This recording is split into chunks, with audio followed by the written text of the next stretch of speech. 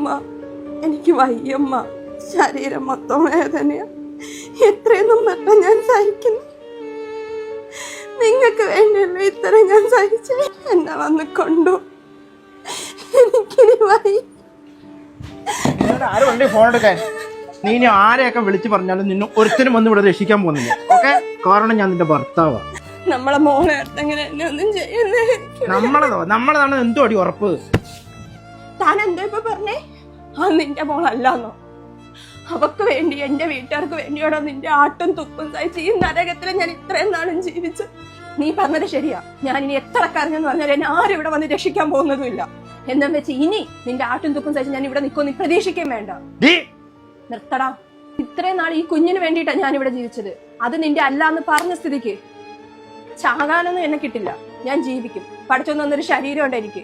എന്റെ മോൾക്ക് എന്നെ വേണടത്തോളം കാലം ഞാൻ ജീവിക്കും. എനിക്ക് മനസ്സിലായി ഈ വേദനകളും വിഷമങ്ങളും എന്റെ മാത്രമാ. വേറൊരാൾ വന്ന് നമ്മളെ രക്ഷിക്കുമെന്ന് വിചാരിച്ചെന്ന് ഞാനാ മണ്ടി. ഇറങ്ങി പോടി. എന്റെ സഹായമില്ല നീ എത്ര നാൾ ജീവിക്കാനാ? ഈ പറയുന്നവരുടെ മുന്നില് ആത്മഹത്യ ഒന്നിനൊരു പരിഹാരമില്ല. ജീവിച്ച് കാണിച്ചു കൊടുക്കുക.